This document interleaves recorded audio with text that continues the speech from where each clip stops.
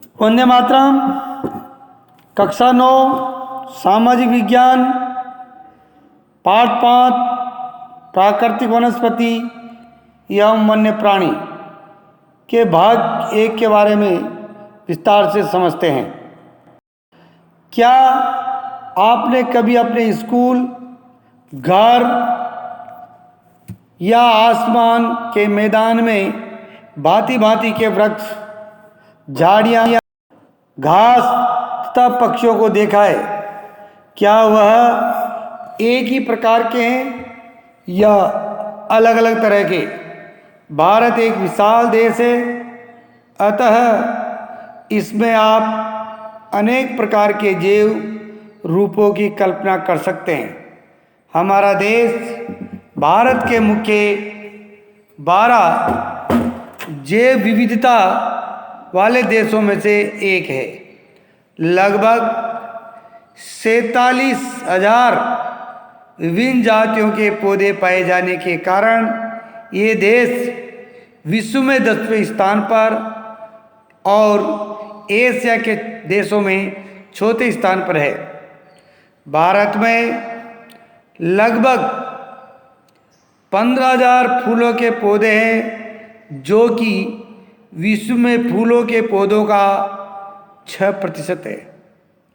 इस देश में बहुत से बिना फूलों के पौधे हैं, जैसे कि फर्न, शैवाल तथा कवक भी पाए जाते हैं। भारत में लगभग 90,000 जातियों के जानवर तथा विभिन्न प्रकार की मछलियाँ तथा ताजे तथा समुद्री पानी में पाई जाती है। कहने का मतलब ये है कि हमारे देश में विविधता है, वनस्पतियों में, जीवों में, सब में देखने को मिलती है, जिनकी संख्या भी विश्व की तुलना में सबसे अधिक है।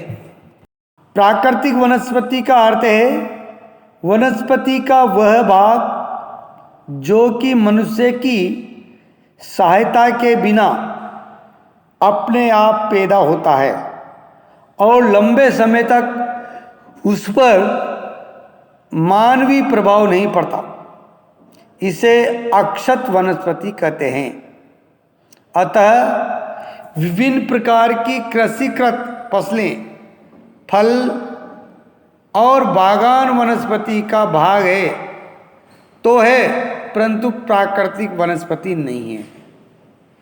वह वनस्पति जो कि मूल रूप से भारतीय है उसे देशज, लेकिन जो पौधे भारत के बाहर से आए उन्हें विदेशज पौधे कहते हैं। वनस्पति जगत शब्द का अर्थ किसी विशेष क्षेत्र में किसी समय में पौधों की उत्पत्ति से है। इस तरह प्राणी जगत जानवरों के विषय में बतलाता है। वनस्पति तथा वन्य प्राणियों में इतनी विविधता निम्न कारणों से देखने को मिलती है। उन कारणों का अब अपन क्रम से एक एक का वर्णन करते हैं। पहला है धरातल। धरातल के अंतर्गत भी भूभाग, पृथ्वी का वनस्पति पर प्रत्यक्ष और अप्रत्यक्ष प्रभाव पड़ता है। क्या पर्वत, पठार तथा मैदान और शीतोष्ण कटिबंधों में एक ही प्रकार की वनस्पति नहीं हो सकती। धरातल के स्वभाव का वनस्पति पर बहुत प्रभाव पड़ता है। उपजाऊ भूमि पर प्राय कृषि की जाती है। उबड़ तथा असमतल भूभाग पर जंगल तथा घास के मैदान हैं, जिनमें वन्य प्राणियों को आश्रय मिलता है। जलवायु, तापमान, वनस्पति की विविधता तथा विशेषताएं तापमान और वायु की नमी पर भी निर्भर करती है। हिमालय पर्वत की ढलानों तथा प्रायद्वीप के पहाड़ियों पर 215 मीटर की ऊंचाई से ऊपर तापमान में गिरावट वनस्पति के पनपने और बढ़ने को प्रभावित करती है और उसे उष्णकटिबंधीय से उपोष्ण, शीतोष्ण तथा अल्पाइन वनस्पतियों में परिवर्तित कर देती है। सूर्य का प्रकाश। किसी भी स्थान पर सूर्य के प्रकाश का समय उस स्थान के अक्षांश, समुद्र तल से ऊंचाई एवं ऋतु पर निर्भर करता है। प्रकाश अधिक समय तक मिलने के कारण वृक्ष गर्मी की ऋतु में जल्दी बढ़ते हैं। वर्षण। भारत में लगभग सारी वर्षा आगे बढ़ते हुए दक्षिणी पश्चिमी मानसून एवं पीछे हटते उत्तर पूर्वी मानसून से होती है। अधिक वर्षा वाले क्षेत्रों में कम वर्षा वाले क्षेत्रों की अपेक्षा सघन वन पाए जाते हैं। क्या आपने कभी सोचा है कि वन मनुष्य के लिए क्यों आवश्यक है?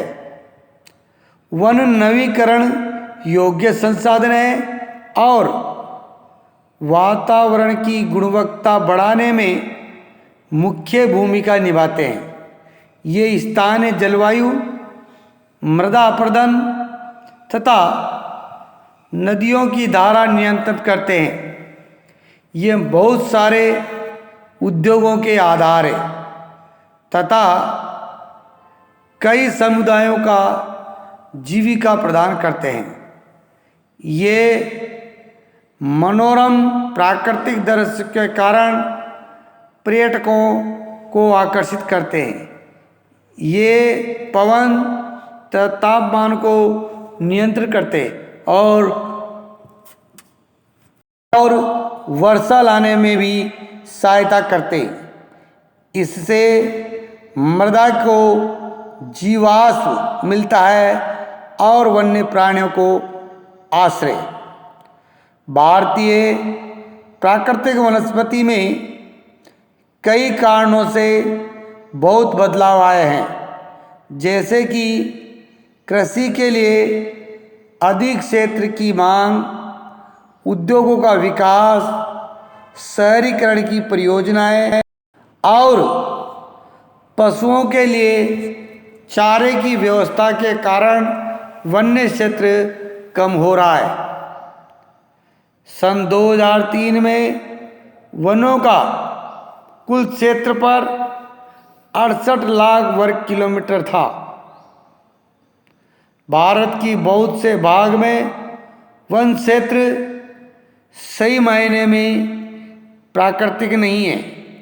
कुछ अगम्य क्षेत्रों को छोड़कर, जैसे हिमालय और मध्य भारत के कुछ भाग तथा मरुस्थल जहाँ प्राकृतिक वनस्पति है, शेष भागों में मनुष्य के हस्तक्षेप से प्राकृतिक वनस्पति आंशिक या संपूर्ण रूप से परिवर्तित हो चुकी है या फिर बिल्कुल निम्न कोटि की हो गई है।